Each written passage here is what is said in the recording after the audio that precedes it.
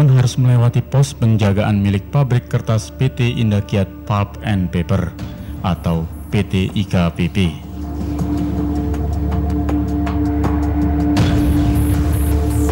Tentunya di pos penjagaan ini pun, bagi para tamu warga yang ingin masuk ke Kampung Glinseng harus melapor atau harus ditemuin oleh warga Kampung Glinseng itu sendiri.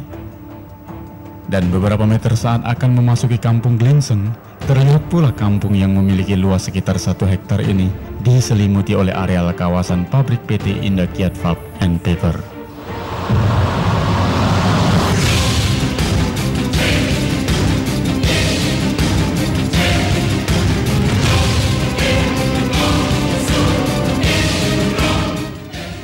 Masyarakat Glinseng yang terdiri dari 4 kepala keluarga ini nampak lesu dan memelas. Hal ini mungkin lantaran kelanjutan hidup mereka yang kurang jelas.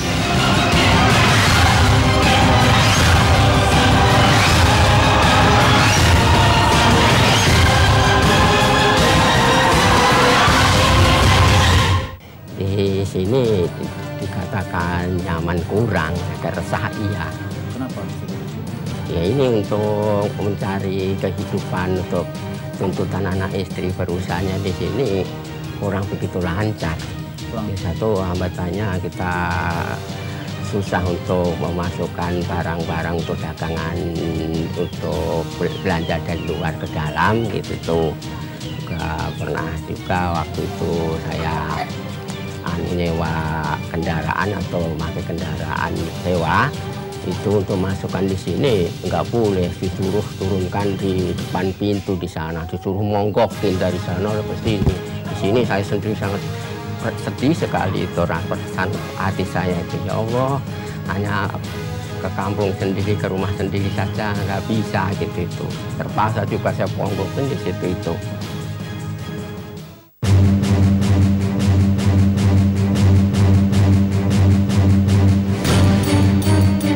Berdasarkan rekomendasi Komnas HAM, ada 3 pelanggaran hak asasi manusia atau HAM yang terjadi di Kampung Glinseng ini.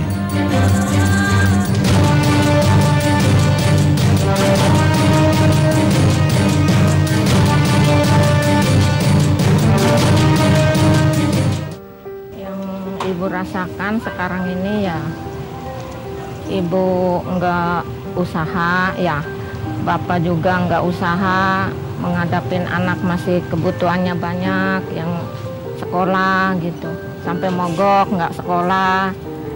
Ya mau berdagang gimana, soalnya ada parit ini nggak bisa jalan. Ya ininya dibikin parit, jadi nggak bisa orang lewat. Kemungkinan orang Indakiatnya mau mengusir secara lahan gitu ya, secara halus.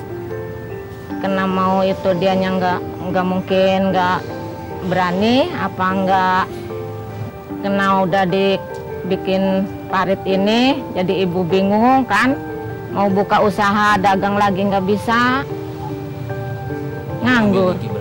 Bahkan Forum Glinseng mengungkapkan pelanggaran HAM ini terjadi sejak berdirinya kawasan pabrik kertas milik PT IKPP tersebut sejak belasan tahun silam.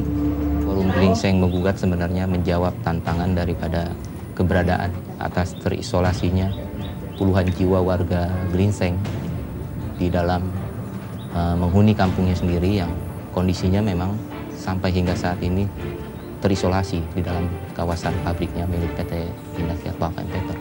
Pada tahun 2008 kami sudah mendampingi Forum Glinseng, warga Glinseng ini dengan menyuarakan aspirasi kepada pihak terkait DPRD Kabupaten Serang pada waktu itu, dan kami diterima oleh Komisi 4 di ruang paripurnanya, dan kami sampaikan kondisi atas pengisolasian kehidupan warga Glinseng itu. Ya, jelas keberadaannya adalah untuk mencoba memberikan arah yang lebih baik buat kehidupan warga Glinseng, karena memang selama ini warga Glinseng kondisinya adalah dengan kondisi yang sangat terbelakang sekali. Kami sudah melakukan pertemuan-pertemuan baik dengan pemerintah daerah dan PT IKPP yang difasilitasi oleh Komnas HAM dan Pemda. Tetapi pertemuan-pertemuan itu hanya menjadi pepesan kosong karena tidak pernah terwujud apa yang menjadi harapan sesungguhnya daripada warga Glinseng, yaitu kembalinya hak hidup mereka. Harapan Forum Glinseng Menggugat dan warga Glinseng adalah jangan usik kehidupan kami, jangan ganggu kehidupan kami. Karena siapapun orang yang mengaku pintar, mengusik dan mengganggu kehidupan itu adalah salah satu bentuk daripada pelanggaran HAM. Dan itu harus disadari oleh semua orang. Kini, kehidupan dan masa depan Kampung Glinseng menjadi problematika. Pasalnya, PT Indah Kiat sendiri dalam konteks perluasan investasi industri selalu menghadapi ganjalan saat bernegosiasi merelokasi warga. Hal ini terutama dikarenakan ketidakcocokan harga jual tanah di Kampung Glinseng itu sendiri. Sementara, rekomendasi Komnas HAM, permasalahan di Kampung Glinseng harus selesai dalam kurun waktu 6 bulan. Nah, mampukah Pemkab Serang yang menjadi fasilitator dalam penyelesaian pelanggaran HAM di Kampung Glinseng, Desa Keragilan, Kecamatan Keragilan ini?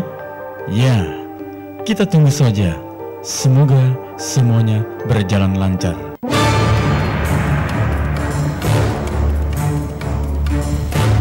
Jumlah kakak dulu sebelum ada pabrik sekitar 21 kakak. Nah sekarang berangsur-angsur tinggal sedikit, tinggal 5 kakak. Sejak kapan? Sejak dari 92 sampai sekarang. Kenapa bisa terjadi? Ya, karena mereka susah untuk usaha. Kenapa susah untuk usaha? Ada apa? Ya kalau dulu kan cocok tanam, sekarang kan sudah nggak ada lahannya. Mereka semua nganggur kan. Jadi mau nggak mau ditawar murah-murah juga dijual daripada di sini kelaparan.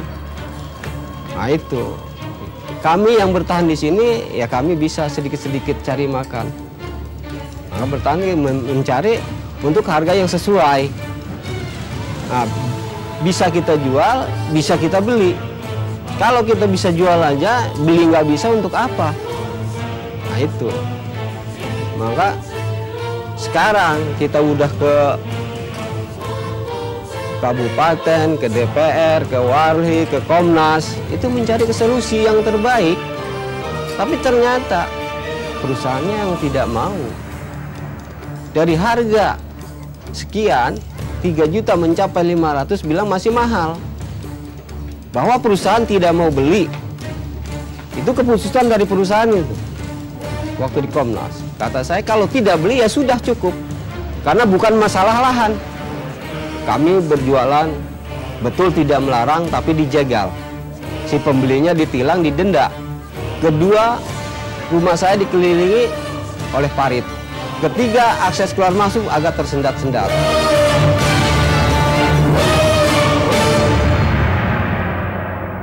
Semenjak berdirinya pabrik pada tahun 92, rumah saya ini dikelilingi oleh pabrik.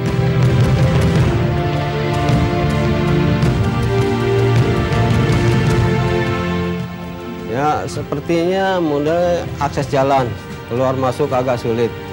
Kedua, akses listrik, tiangnya tidak bisa masuk. Ketiga, parit mengelilingi kampung ini. Itu harus diuruk. Keempat, pemerintah harus memfasilitasi antara jual beli lahan. Itu sesuai dengan perintah Komnas. Ya, penderitaannya yang terutama anak-anak banyak pengangguran. Kedua, anak-anak sekolah itu keluar masuk itu berikut dengan apa? Menyatu dengan kontainer. Itu agak resah karena manusia dengan mobil keluar masuknya itu yang dikhawatirkan oleh warga. Kalau sebelum ada perusahaan kan enak ya, Bang, nggak ada apa-apa.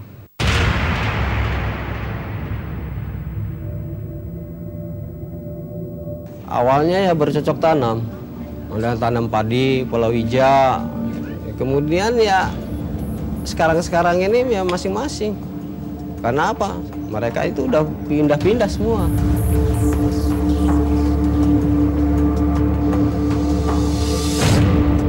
Dulu sebelum ada pabrik, kakak ini ada sekitar 21 atau 25, 21. Setelah adanya perusahaan di sini, sedikit demi sedikit mereka pada pindah. Nah, yang sekarang yang masih ada itu maksimal 5 kakak. Yang dulu di sini 4 kakak. Ya karena mereka satu untuk usaha susah, gitu. Pencarian kemana-mana sulit. Orang itu harus makan. Ya mau nggak mau murah-murah juga dijual daripada mereka kelaparan sini nggak bisa usaha.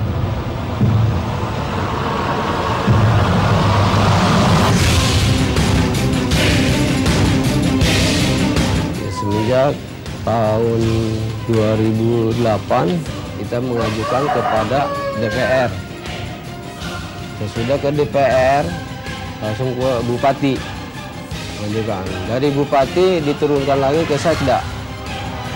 Dari Sekda turun ke Asda. Itu nggak ada semuanya kan. Dengan nolanya nggak ada hasilnya. Maka waktu tahun 2009 baru kita ke Walhi, langsung ke Komnas. Tahun 2009 itu langsung ditangani oleh Komnas. Tuh, langsung diurus, akhirnya nggak ada titik temu juga. Maka kesimpulan terakhir ini, Komnas HAM menunjukkan rekomendasi. Karena warga minta rekomendasi, maka dibikinin surat keputusan dari Komnas HAM bahwa rekomendasi. Nah, sampai sekarang belum ada titik temunya. Perjalanan rekomendasi tidak ada. Yang dituju itu saya 3 itu. Parit diuruk, jalan dibikinin, listrik, jalan Sitiang. Itu bebas sih.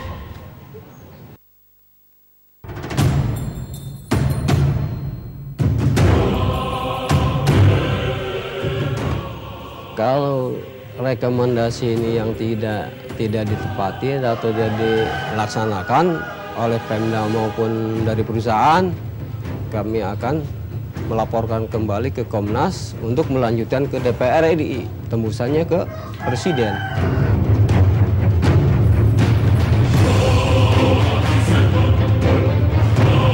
Ya kepengennya kami ini pelaturan dari Komnas itu harus ditegakkan. Yang 3 itu harus ditegakkan. Itu harapannya. Kalau itu udah ada, terbukti semua, udah bebas warga. Modelnya hari diuruk, jalan ada, akses jalan itu, penerangan ada, kita bebas jualan apa tidak diganggu. Kalau umpamanya masih diganggu ya sama aja nggak bebas dong.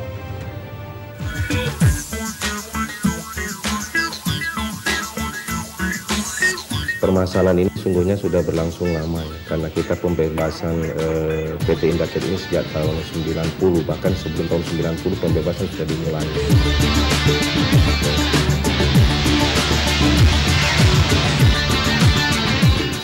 Untuk pembebasan ini kita sungguhnya meliputi 5 desa Pak Alam. Dari 5 desa ini yang baru-baru ini yang baru kita lakukan di Bongas juga sudah kita lakukan kurang lebih 77 kakak Pak. Dan sekitar 300 bahkan bisa 400 warga ya orang ya yang sudah kita pindahkan dari 77 rumah yang sudah kita pindahkan. Alhamdulillah 99% sudah selesai semua, sudah tidak ada masalah. Cuman yang 1% ini ketika nunggu waktunya aja untuk pindah.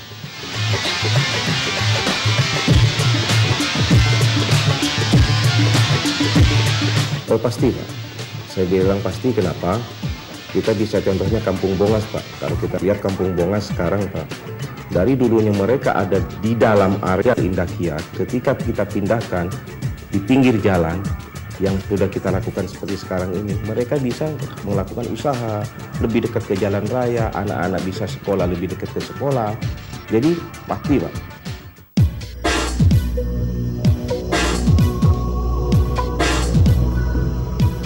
Begini Pak, pelanggar yang disampaikan oleh Komnas HAM memang saya sempat baca Pak, karena kita dikirimin juga oleh Komnas HAM. Yang pertama mengenai listrik Pak. Sekali lagi listrik ini bukan masalahnya bukan di kita Pak, yaitu di PLN. Silakan hubungin PLN Pak. Saya tidak bisa merekomendasikan apa-apa ke PLN untuk listrik ini Pak ya. Yang kedua masalah jalan. mereka selama ini akses keluar masuk pun kita tidak ada masalah. Silahkan mereka Bapak cek ke lapangan, di sana mereka bebas untuk keluar masuk pabrik tanpa ada masalah. Yang ketiga, kalau nggak salah itu mengenai tandon air Pak. Perlu kami sampaikan di sini bahwa tandon air itu dalam hal ini yang disebut oleh masyarakat saluran, bukan saluran Pak, tapi tandon air yang dipermasalahkan oleh mereka. Kami di sini adalah pabrik kertas. Namanya pabrik kertas, kita perlu pemadaman untuk fire car kami, truk-truk kami yang apabila terjadi kebakaran. Jadi ini memang untuk persediaan air di kita.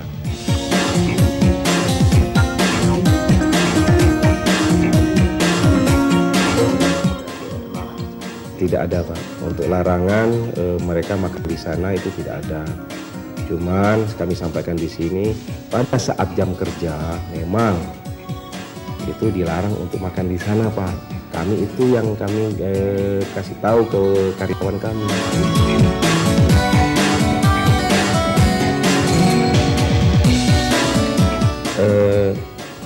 Pasti Pak, kayak saya bilang terusik pasti terusik Pak.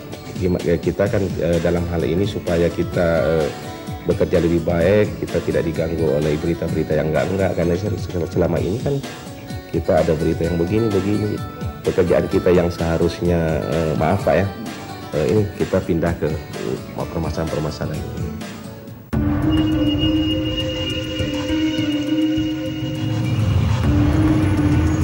Awalnya mereka begitu Pak, mereka minta tanah pada saat itu kurang lebih 3,5 juta, bangunan 1,5 per meter.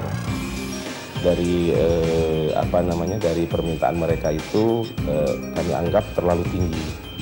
Namun ketika kita sampaikan bahwa pada saat itu mereka menurun sudah sampai harga 500.000 dengan bangunan mereka naikkan menjadi dari 2,5 naik jadi dari 1,5, dalam ini dari 1,5 juta mereka naikkan menjadi 2,5 sekarang Pak.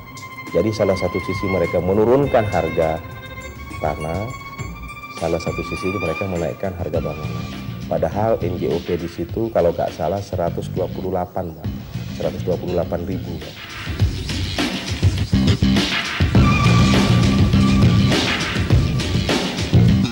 Dalam hal ini ya sungguhnya kita sudah difasilitasi Pak, dipertemukan oleh pemerintah daerah. Cuman setiap pertemuan itu kita selalu buntu. Kenapa buntunya? Ya kadang-kadang yang masih belum mau terima juga masyarakat. Ketika kita sampaikan ini NJOP-nya cuma 128, mereka nggak mau terima Pak.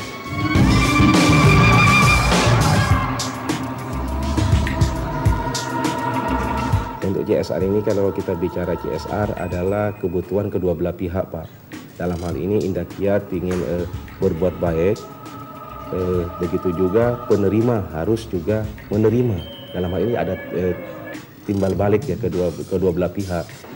Dalam hal ini kita sudah ingin ketemu dengan mereka, tapi ketika kita ketemu pun kadang-kadang ya maaf nih ya, penerimanya kurang begitu pas mungkin ya. Jadi ya, saya mohon maaf nih, saya takut salah ngomong aja.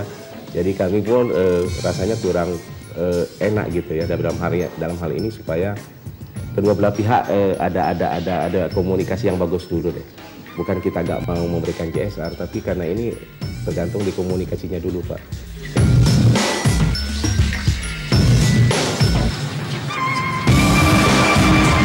Kalau kami lebih senang Pak ya, terus terang aja, apabila tanah yang sudah ada di dalam, biar mereka hidupnya nyaman, biar mereka lebih ya maaf Pak ya, biar mereka lebih bersosialisasi dengan masyarakat luar, ya lebih baik mereka direlokasi gitu ya, demi mereka juga.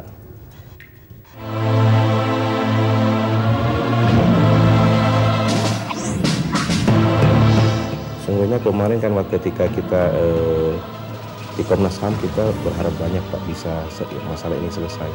Tapi di Komnas HAM ternyata ada jalan buntu juga, karena Komnas HAM dalam hal ini menyerahkan ke pemerintah daerah dalam hal ini. Makanya kita berharap pemerintah daerah berharap lebih banyak lah.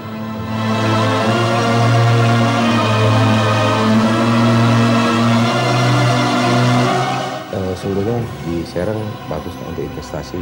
Kenapa kami memilih Serang pada saat ini? Pasti ada kajian-kajian yang dilakukan oleh direksi-direksi kami sebelumnya.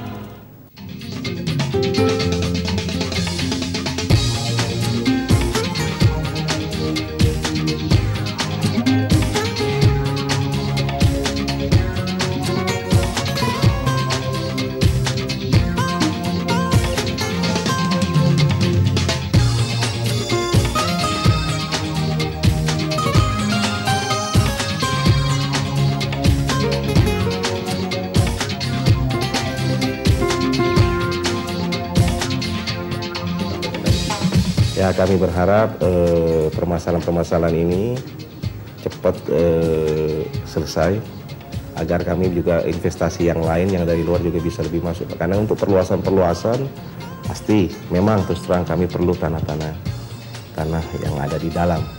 Jangan sampai tanah yang di dalam nanti terjadi yang tidak diinginkan oleh kami, dalam artian nanti ada warga yang main-main di luar di jalan kami. Apapun yang disampaikan oleh pemerintah daerah dalam hal ini kita ikutin sesuai dengan ketentuan-ketentuan yang wajar, Pak. Sekali lagi NJOP di mereka adalah 128 dan kita kemarin sudah tawar di atas NJOP itu. Kami menghimbau kepada perusahaan dan masyarakat supaya bisa hidup berdampingan dengan baik. Selama belum tercapai kesepakatan soal harga tanah, maka mereka kita minta untuk bagaimana supaya hidup bertetangga dengan baik. Hanya ada konsekuensi-konsekuensi barangkali yang harus mereka terima, seperti bagi masyarakat. Masyarakat tidak bisa menghentikan keluar masuk kendaraan yang keluar masuk Indah Kiat. Begitupun barangkali Indah Kiat tidak bisa melarang warga masyarakat untuk keluar masuk menggunakan pintu yang ada di perusahaan mereka.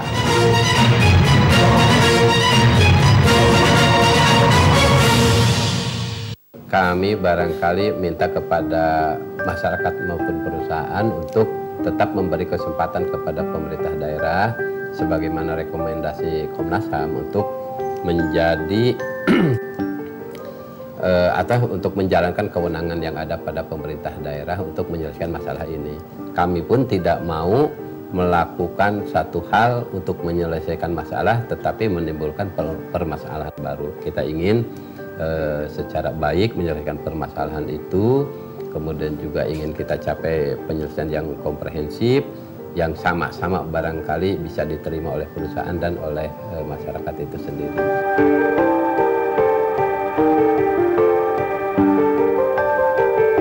Saya rasa ini tanggung jawab kita semua, Pak. Pemerintah daerah punya tanggung jawab, kemudian juga perusahaan punya tanggung jawab, masyarakat, bahkan barangkali elemen lain seperti media massa. Ya, kita harapkan media massa juga memberikan informasi yang baik kepada masyarakat, tidak memprovokasi sifatnya barangkali, tetapi bagaimana mencari solusi, termasuk dari LSM itu sendiri. Saya menilai keberadaan LSM yang membantu masyarakat ini sangat positif, Pak. Tanpa ada bantuan LSM mungkin ini tidak nyampe ke Komnas, tetapi ini perlu kesabaran untuk menyelesaikan ini.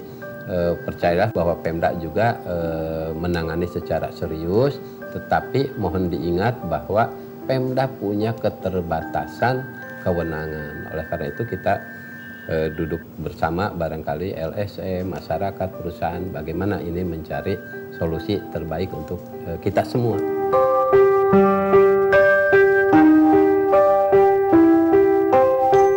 Nah, keleluasaan dalam pengertian, Pak, artinya selaku penyelenggara pemerintahan di daerah, Komnas itu meminta kepada pemerintah daerah untuk menjalankan fungsi pemerintahannya. Nah, tetapi barangkali ini meskipun keleluasaan ada batasnya juga. Pemda itu punya keterbatasan, ada kewenangan-kewenangan yang tidak dimiliki oleh pemerintah daerah. Pemda dalam hal menetapkan harga tanah nanti pakai lembaga yang dilindungi oleh undang-undang, lembaga independen yaitu tim appraisal nanti.